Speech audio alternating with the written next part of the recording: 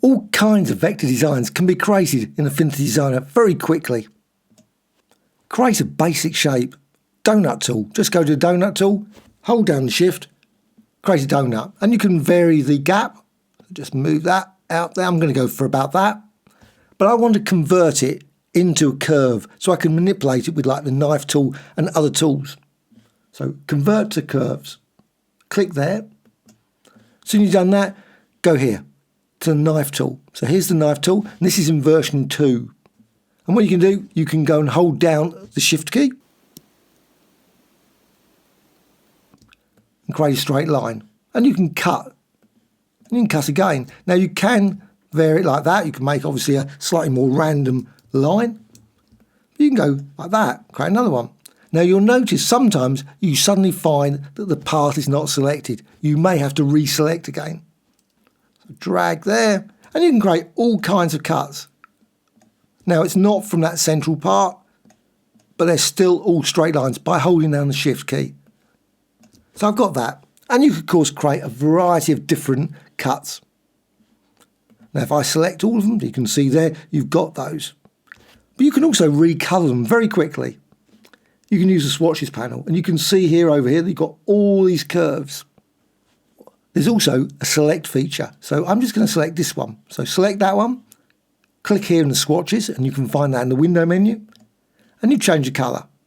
But of course you can then go click the next one and all those sort of things. But you can also use shortcuts, so you can go from one to the next to the next. It's just as easy as well.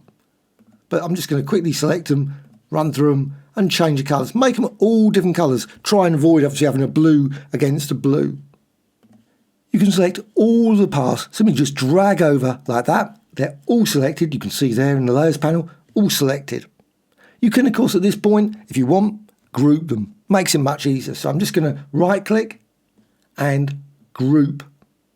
With the entire group selected, apply a power transform. So I'm just going to duplicate this. So go to the move tool and hold down the Alt or Option key on your keyboard.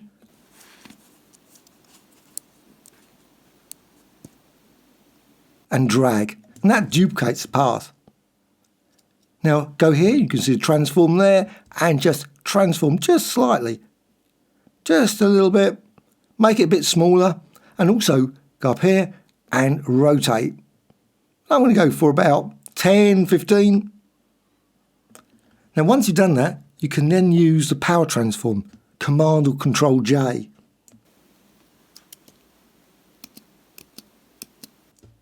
And that's on the keyboard, and you can apply it multiple times, and you can create a variety of different designs simply by obviously resizing it slightly differently, making a slightly different size of donut, as well as different angles to create all kinds of unique designs.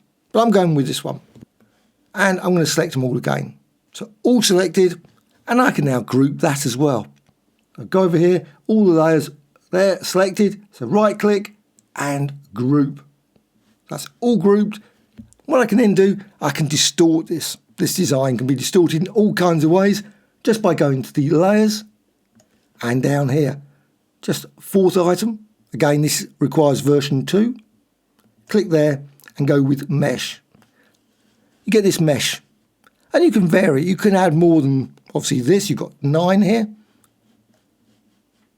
But I'm just going to go and just drag this and distort it that way, distort it that way, as well as distort it there. You can drag from any position, and also if you want, you can always double click. So double click anywhere, and that adds an additional node. And you can see got over here, you've got the node tool selected, and that's what you're using. You're manipulating those nodes and dragging this. This is still a vector design. You can distort it in infinite kind of ways. Obviously, you can stretch it that way if you want, but I'm just going to stretch it out that way. You can, if you want, you can always convert the mesh, once you've created it, to a curve. So just click here, convert to curves. At that point, the mesh is gone. You can't manipulate it anymore, but you can then, if you want, go to the layers again, down the bottom, and use exactly the same, or maybe one of the other meshes. So click here, go for mesh again, or quad, etc. And then you can distort it in even more ways. And just drag that there, and so on. So all kinds of unique shapes can be created using this approach. Again, convert to curves. You can also apply 3D as well as bevel effects via the layer effects. Go up here, select the group, and then go down to effects. And click that and go for 3D and then change the radius and you can see the result. Now you may or may not want that. You may want it for all the individual parts. Well, you can do that this way. So let's just undo. So that's gone. Just go down here, select a curve, a single curve. Just select one of those. And then go to select and select object, and you'll notice you've got an option there, curves. So select that. Then all the curves are selected, not the groups. Then go to effects. So click there, and again, this time go for 3D, and you'll see a slight difference because now you get a mosaic effect where you got every one of those has a 3D effect. Likewise, you can add bevel and emboss as well if you wish to do that, or any of the others. So a variety of different designs can be created by selecting different parts of it. You can then select the group again, and then you can apply adjustments. You might think, oh, you know what, those colours are not what I want. Well, make certain you select the group, go to layer, and down to new adjustment, and go for one of these. You might want black and white, you might gradient map, or HSL. So select HSL, and then change hue shift, saturation shift, as well as luminosity, and then close. And there you've got a completely different colourful design.